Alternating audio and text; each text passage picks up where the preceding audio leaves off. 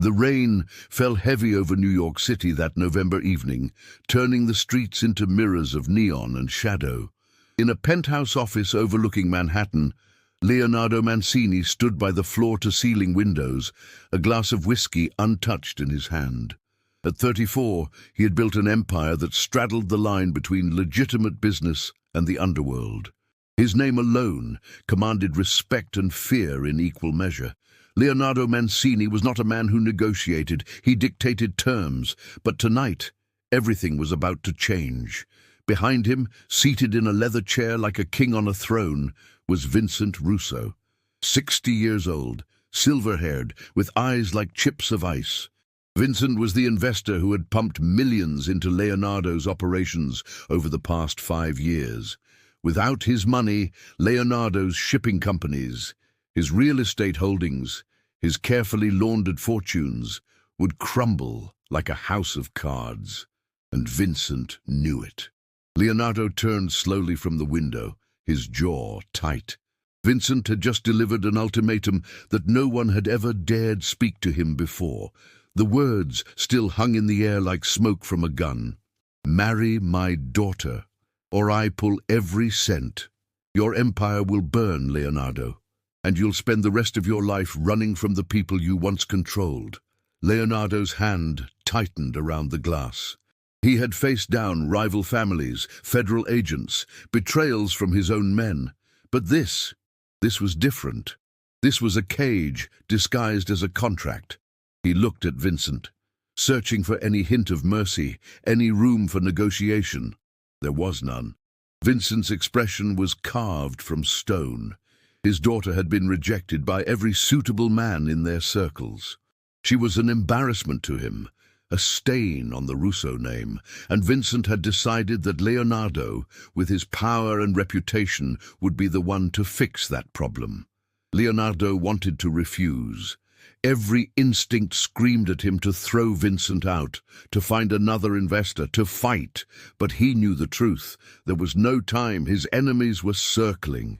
Without Vincent's backing, he would be vulnerable, exposed. His empire would collapse within weeks. So Leonardo did something he had never done before in his life. He agreed. Vincent smiled, a cold, satisfied smile. The wedding would take place in 2 weeks. It would be a private ceremony, nothing extravagant, just enough to make it official, to bind their families together. Leonardo was given one photograph of the woman he would marry. He looked at it briefly, under the dim light of his desk lamp. Bianca Russo, 28 years old. In the photo, she wore oversized glasses that obscured much of her face. Her hair was pulled back severely. She wore no makeup, no jewelry, nothing to draw attention. She looked down, away from the camera, as if trying to disappear into the frame itself. Leonardo tossed the photo aside and poured himself another drink. He told himself this was just another transaction, another move on the board. He would marry her, keep Vincent happy, and continue building his empire. Emotion had no place in this. It never had. But as he stared out at the city lights bleeding through the rain, a strange unease settled in his chest. He was about to marry a woman he had never met, a woman the world called ugly, a woman he was expected to ignore and keep hidden. Leonardo Mancini had faced many enemies. He had never imagined that his greatest battle would be with his own heart. The morning of the wedding arrived cold and grey. The ceremony was held in a small private chapel in Brooklyn, far from the glamorous venues where Leonardo's associates usually celebrated. There were no reporters, no crowds, no celebrations, just a handful of witnesses. Vincent Russo and his stern-faced wife, a priest who looked uncomfortable, and 2 of Leonardo's most trusted men standing silently at the back. Leonardo arrived in a black suit, perfectly tailored, his expression unreadable. He had barely slept. The past 2 weeks had been a blur of tying up loose ends, securing his operations, making sure that no one could take advantage of this distraction. He had not spoken to Bianca once. He had not wanted to. When he entered the chapel, he saw her standing at the altar. She wore a simple white dress, nothing elaborate. Her hair was still pulled back, though a few strands had escaped and framed her face. She wore the same oversized glasses. Her hands were clasped tightly in front of her, and she stared at the floor as if the marble beneath her feet held all the answers in the world. Leonardo walked down the aisle, his footsteps echoing in the near-empty space. As he approached, she glanced up for just a moment. Their eyes met, and in that instant Leonardo saw something he had not expected. Pain. Not the shallow discomfort of an awkward situation, not nervousness, but deep, ancient pain, the kind that came from years of being told you were not enough, the kind that came from a lifetime of being invisible. Her eyes were a soft brown, wide and expressive behind those thick lenses. They held a quiet strength, a resilience that surprised him. She did not look away in fear. She looked at him as if she were trying to understand him, to measure whether he would be another person who hurt her. Then she lowered her gaze again, and the moment passed. The ceremony was brief. The priest spoke the words, traditional and hollow. Leonardo repeated his vows mechanically. When it was Bianca's turn, her voice was so soft he almost did not hear her. But she spoke clearly enough. "I do." They did not kiss. Vincent had insisted on that. "No need for theater," he had said. "This is business." After the ceremony there was no reception. Vincent shook Leonardo's hand, a gesture that felt more like a threat than congratulations. Bianca stood beside her father, silent and still, her hands folded in front of her like a child waiting for permission to leave. Leonardo's men drove them to his penthouse in Manhattan. The car ride was silent. Bianca sat on the far side of the back seat, staring out the window at the city passing by. Leonardo watched her from the corner of his eye. She did not fidget. She did not try to make conversation. She simply existed, quiet and composed, as if she had learned long ago that silence was safer than words. When they arrived at the penthouse, Leonardo showed her to her room. It was a guest suite, spacious and elegant, with its own bathroom and a view of the skyline. He made it clear without words. This marriage was a formality. They would live separate lives under the same roof. Bianca nodded, still not meeting his eyes. She whispered a soft thank you and closed the door behind her. Leonardo stood in the hallway for a moment, listening to the silence.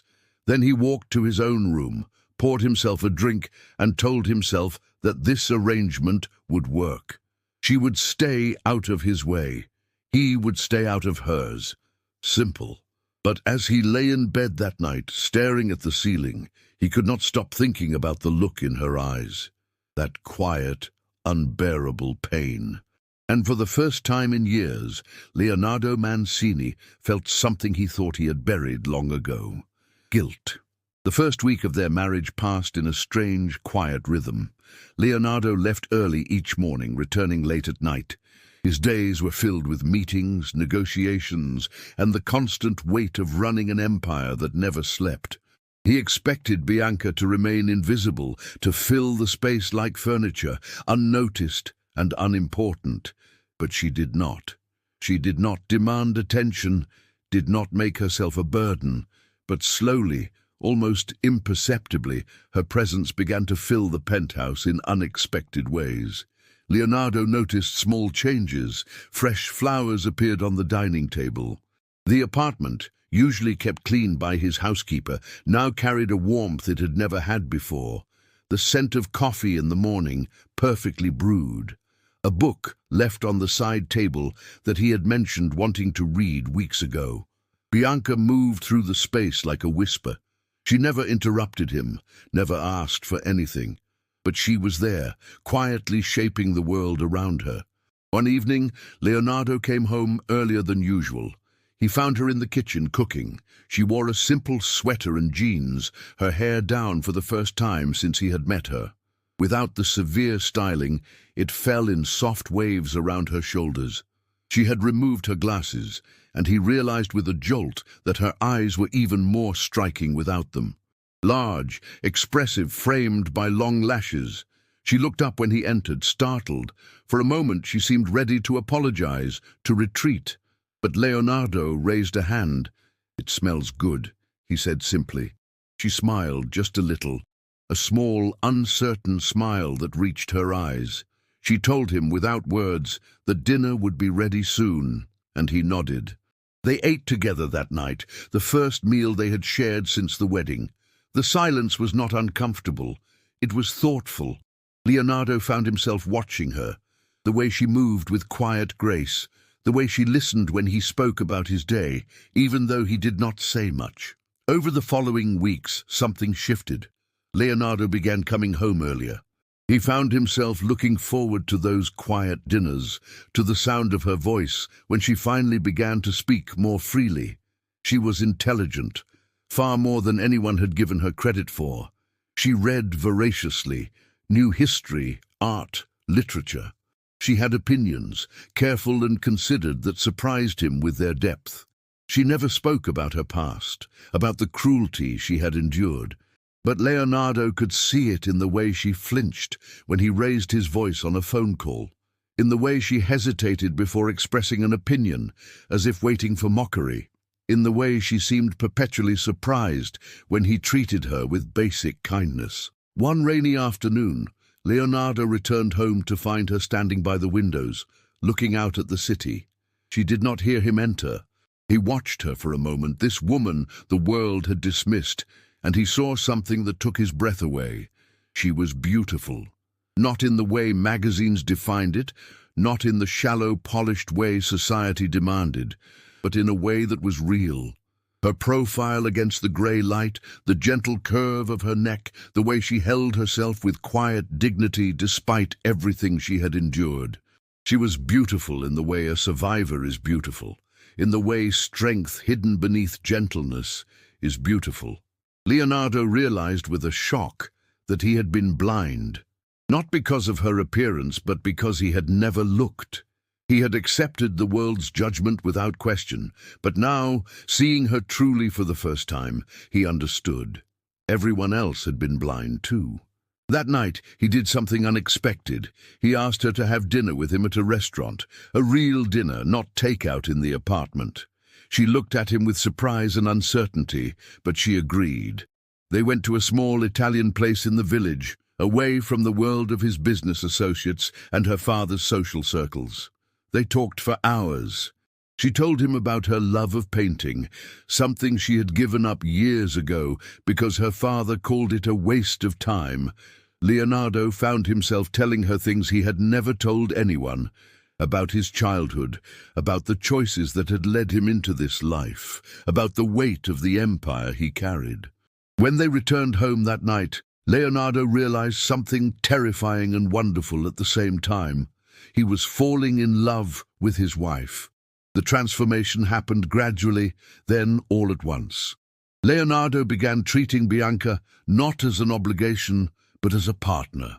He asked for her thoughts on business decisions, and her insights surprised him with their clarity. She had a mind for strategy, for reading people, skills honed by years of observing from the shadows. He bought her art supplies, and she began painting again. Her work was stunning, emotional, raw, honest. He hung her paintings in his office, and when his associates asked about them, he told them proudly that his wife had created them, but the world outside their penthouse had not changed. When Leonardo finally brought Bianca to a charity gala, a gathering of the city's elite, he saw immediately how they looked at her, the whispers, the barely concealed smirks. Women in designer gowns looked her up and down with thinly veiled contempt. Men avoided her gaze entirely, embarrassed to acknowledge her existence. Bianca felt it too. Leonardo could see her withdrawing, her shoulders curling inward, her eyes dropping to the floor. She was disappearing again, retreating into the invisible shell that had protected her for so long. But Leonardo would not allow it. He took her hand, firmly, publicly. He led her through the crowd with his head high, introducing her not as an afterthought, but as his wife. When people offered false pleasantries, he cut through their hypocrisy with sharp observations that made them uncomfortable. When a particularly cruel socialite made a comment just loud enough for them to hear about Bianca's dress being unflattering, Leonardo stopped in his tracks. The room fell silent. Leonardo turned, his eyes cold and dangerous. He did not raise his voice. He did not need to. When Leonardo Mancini spoke with that tone, the entire city listened. He said clearly and deliberately that his wife was the most beautiful woman he had ever seen. He said that her beauty came from her kindness, her strength, her intelligence, qualities that clearly did not exist in people who found entertainment in cruelty. He said that anyone who disrespected her would answer to him personally. The socialite turned pale and stammered an apology. But Leonardo was not finished. He said that he would destroy anyone who dared to insult his wife again. He made it clear that his protection of her was absolute, that his love for her was not a secret or a source of shame, but a fact that the world would respect or face consequences. The gala ended early for them. As they left, Bianca's eyes were filled with tears, but they were not tears of pain. They were tears of disbelief, of gratitude, of something she had never felt before. Someone had chosen her. Someone had defended her. Someone loved her. In the months that followed, Leonardo's feelings for Bianca only deepened. She became his confidant, his advisor, his greatest support. When rival families threatened his operations, she helped him navigate the politics with a skill he had underestimated. When federal agents came sniffing around his businesses, she suggested legal strategies that kept him protected. She was not just his wife. She was his partner, his equal. And Leonardo, the man who had once believed that love was weakness, discovered that it was the opposite. Loving Bianca made him stronger. She gave him something to protect beyond power and money. She gave him a reason to be more than just a feared name in the darkness. 1 year after their wedding, Leonardo threw a party, not for business, not for show, but to celebrate Bianca. He invited everyone who had ever mocked her, everyone who had whispered behind her back. He transformed the penthouse into a gallery, showcasing her paintings. He introduced her to every guest as the woman who had changed his life, as the queen of his empire. Bianca stood beside him, radiant in a dress he had chosen for her, her hair styled elegantly, her glasses replaced with contacts that showed her beautiful eyes fully.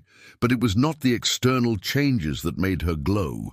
It was the confidence, the knowledge that she was loved, that she was valued. The people who had once ridiculed her now scrambled to compliment her work, to seek her favor. But Bianca and Leonardo saw through the false smiles. They did not need the approval of people who only respected power. They had each other. And that night, as they stood on the balcony overlooking the city that had once seemed so cold and cruel, Leonardo held Bianca close and whispered something in her ear. He told her that she had saved him, not from his enemies, not from the dangers of his world, but from himself, from a life lived without meaning, without love, without light. Bianca smiled, a full, genuine smile that transformed her face completely. She told him that he had saved her too, that he had shown her she was worthy of love, that she was not the broken thing the world had tried to make her believe she was. They kissed under the stars, two people who had been forced together by circumstance, by manipulation, by cold calculation, but who had found in each other something that no one could have predicted. They had found home. The woman the world despised became the queen of an empire, and the man who thought he could never love discovered that love was the greatest power of all. If you enjoyed this story of love, transformation and redemption, please subscribe to our channel for more emotional and inspiring tales. Hit the notification bell so you never miss a story. Thank you for watching, and we'll see you in the next one. 3 years had passed since that night on the balcony, and the city had learned to speak Bianca Mancini's name with respect. The transformation had not happened overnight. It had been built brick by brick through quiet determination and unwavering support. Leonardo had kept his promise. Anyone who dared to disrespect his wife found themselves on the wrong side of the most powerful man in New York. Contracts were lost. Invitations were revoked. Reputations crumbled. The message was clear. Bianca Mancini was untouchable. But it was not fear alone that changed how people saw her. It was Bianca herself. She had opened an art gallery in Soho, a beautiful space with high ceilings and natural light that poured through enormous windows. The gallery featured her own work, alongside pieces from emerging artists who had been overlooked, dismissed, or told they were not good enough. Bianca had a gift for seeing talent where others saw nothing. She gave opportunities to people who reminded her of herself, people the world had decided were invisible. The gallery became one of the most respected in the city. Critics praised her eye for raw, emotional authenticity. Collectors paid extraordinary prices for the pieces she curated. But more importantly, the gallery became a sanctuary for artists who had nowhere else to go. Bianca remembered what it felt like to be rejected, and she made sure no one who walked through her doors would feel that pain again. Leonardo watched her transformation with pride that bordered on awe. The woman who had once hidden behind oversized glasses and shapeless clothes now carried herself with quiet confidence. She still dressed simply, still avoided unnecessary attention, but there was a strength in her now that could not be ignored. She had found her voice, and when she spoke, people listened. Their relationship had deepened in ways Leonardo had never thought possible. They had become true partners, not just in name, but in every sense. Bianca knew the details of his business operations, offering insights that often proved invaluable. She had a way of reading people that came from years of being overlooked. She noticed the small gestures, the tells that others missed. More than once, her observations had saved Leonardo from making costly mistakes or trusting the wrong person. But their partnership went beyond business. They had learned each other's rhythms, each other's silences. Leonardo knew when Bianca needed space, when the weight of her past threatened to pull her under.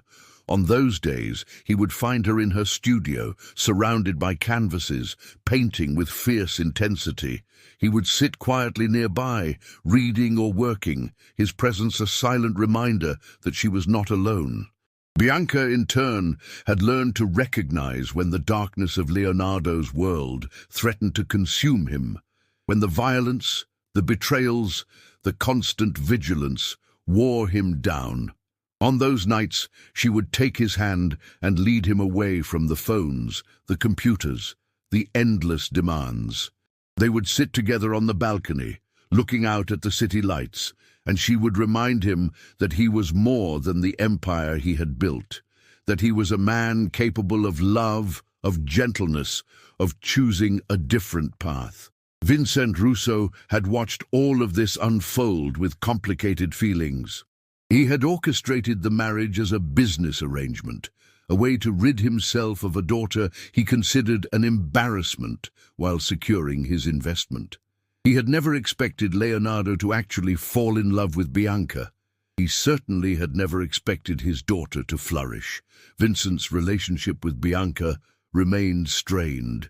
Years of cruelty could not be erased by her success. She had tried in the beginning to build bridges with her father, but Vincent was incapable of seeing her as anything other than a disappointment who had accidentally stumbled into good fortune. Eventually, Bianca stopped trying. She had Leonardo. She had her art. She had a life she had built on her own terms. She did not need her father's approval anymore. Leonardo's relationship with Vincent had also changed. The investment was no longer the leverage it had once been. Leonardo had diversified, had brought in other partners, had built enough independence that Vincent's threats held no power. The two men maintained a professional relationship, but the warmth, if it had ever existed, was gone. Leonardo had not forgiven Vincent for the years of cruelty he had inflicted on Bianca. He tolerated him only because Bianca asked him to, because she did not want to be the cause of complete estrangement between Leonardo and his largest early investor. The turning point came during a private dinner at Vincent's estate. It was a small gathering, Just Vincent and his wife, Leonardo and Bianca, and a few key business associates.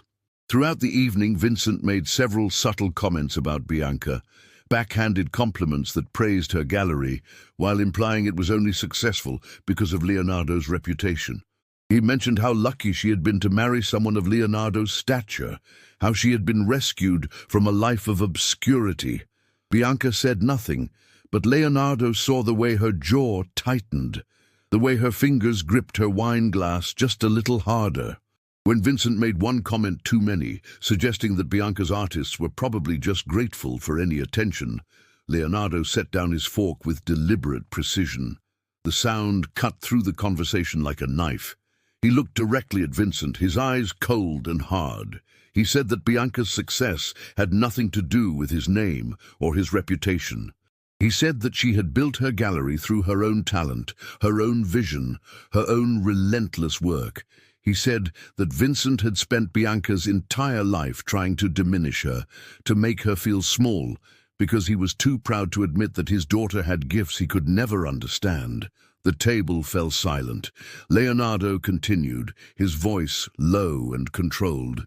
He said that Bianca was the strongest person he had ever met, because she had survived years of cruelty from the one person who should have protected her.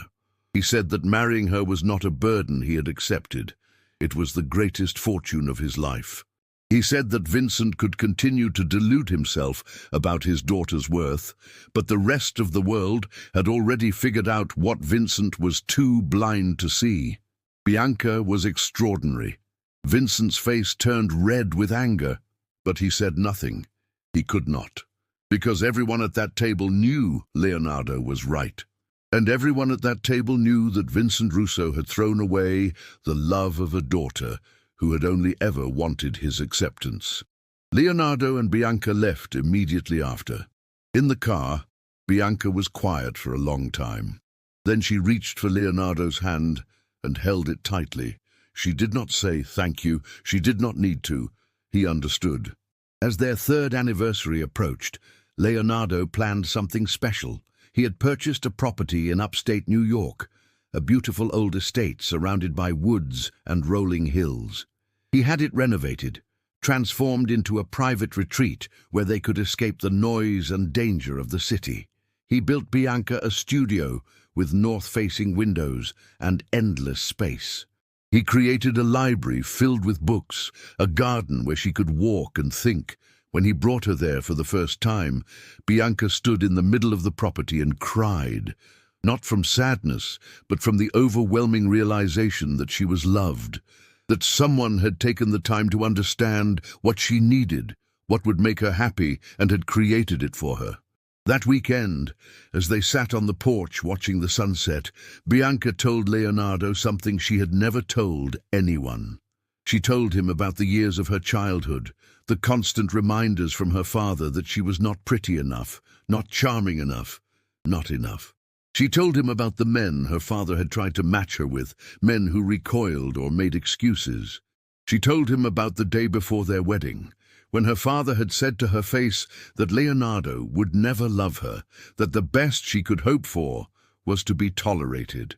She told him that she had believed it, that she had walked down that aisle expecting a lifetime of loneliness, of being invisible in her own home. And then Leonardo had seen her, really seen her, and everything had changed. Leonardo pulled her close, his throat tight with emotion. He told her that her father had been wrong about everything, that she was not lucky to have married him. He was lucky to have married her, that she had taught him what it meant to be human, to be vulnerable, to choose love over power.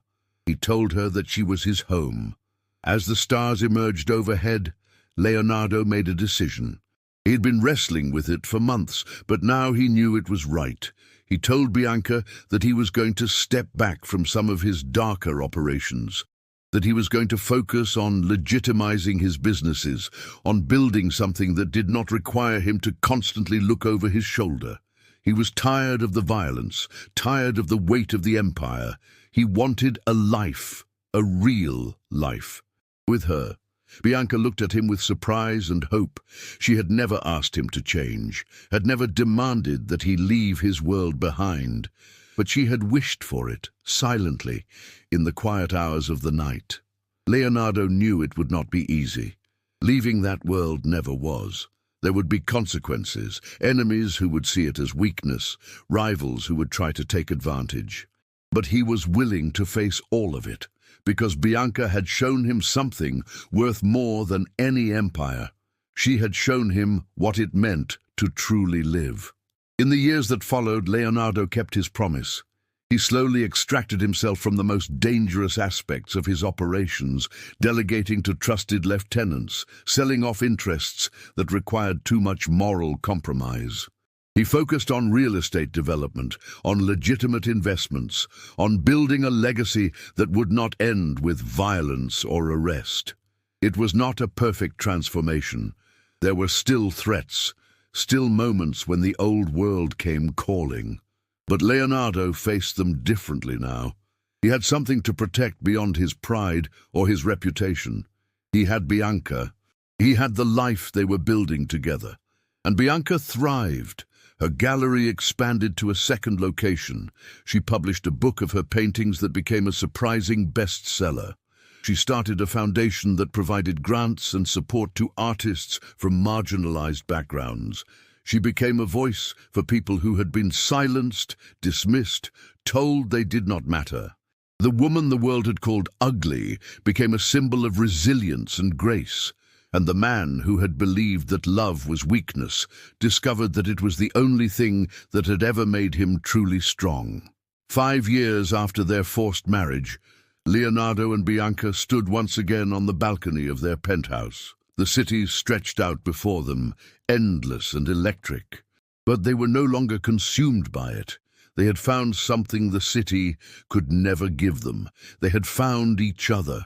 Leonardo held Bianca close, breathing in the scent of her hair, feeling the steady beat of her heart.